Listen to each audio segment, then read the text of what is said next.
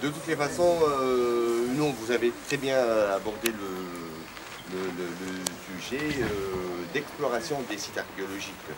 Et là, permettez-moi, je ne vais pas là également être gênant et imposant par les informations que je vais donner, mais je vais simplifier.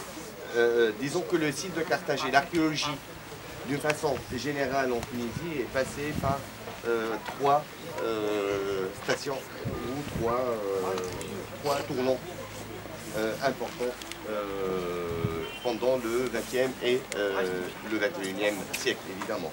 La première période, c'était la période d'exploitation scientifique égoïste du point de vue scientifique, c'est-à-dire que les chercheurs exploitaient les sites archéologiques, pas dans le sens péjoratif, égoïsme, pas dans le sens péjoratif, mais sans pour autant penser à la valorisation et à le réaménagement des parcs archéologiques et entre autres de la visite. Donc c'était vraiment, les premiers coups de pioche étaient pour montrer cette ampleur-là, le potentiel de la ville de Carthage avec les pères blancs au début. Et donc jusqu'aux années 50, même les musées étaient une sorte d'exposition de collections statiques pour montrer, voilà, on a qu'est-ce qu'on a comme découverte archéologique, que ce soit à Carthage, à Sousse ou à Algem ou ailleurs. Donc c'était cette période-là d'exploitation scientifique du territoire, ce qui a permis par la suite de comprendre, de mieux comprendre et de répondre à un certain nombre d'interrogations qui restent toujours problématiques. Par la suite, c'était avec le cri lancé par l'UNESCO pendant les années 70, il faut sauver Carthage. Et en ce moment-là, il y avait plusieurs pays qui ont contribué aux fouilles, mais également à la mise en valeur du site archéologique de Carthage. Et puis par la suite, l'un des résultats indirects de cette campagne-là, de ces nombreuses missions, c'est la loi 85, qui interdisait tout type de construction, dont les zones archéologiques. Par la suite, actuellement, c'est pas toujours évident. Ah oui, non, vous avez entièrement raison. Vous avez entièrement raison. Mais je parle du contexte, les années 70 et 80. C'était important en ce moment-là. Actuellement, il faut revoir et reconsidérer cette loi. Je suis entièrement d'accord avec vous. C'est juste pour caler la loi dans son contexte. Actuellement, c'est plutôt, on est passé à un autre stade. Oui, la valorisation, la mise en valeur, la conservation des sites, ça c'est très important, mais il y a également l'intégration.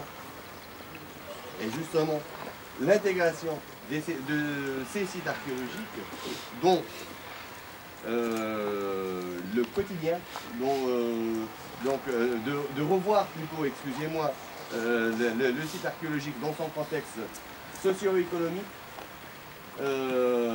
et de pouvoir intégrer nos parcs et nos sites archéologiques dans la vie quotidienne, dans ce tissu urbain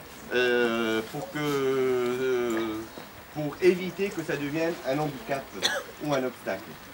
Donc je suis entièrement d'accord avec vous qu'il faut revoir cette loi. Et donc voilà, ça c'est un petit aperçu pour caler justement la mission qui a été faite ici dans les années 70 par l'équipe britannique dirigée par Henry Hurst, un archéologue britannique de l'époque, et qui ont vraiment mis au jour les différentes composantes qu'on peut voir actuellement au niveau du port circulaire. Pour le port marchand, le site a été exploité par une équipe tunisienne sous la direction de Madame Aïcha Ben Abed, qui a fouillé une partie, qui a pu mettre au jour et délimiter un angle creusé un dôme justement du côté ouest de la lagune rectangulaire. Henry Hurst, à cette époque-là, on est dans la période donc, de la mise en valeur et de la création de parcs archéologiques avec une certaine interprétation du site et une présentation de l'époque. Donc il a essayé de reconstruire une cale de halage qui va jusqu'à la mer. Ce qui est en face de vous, cette muraille-là, qui est double, date de l'époque romaine. Donc qui n'a rien à voir avec le port à l'époque punique.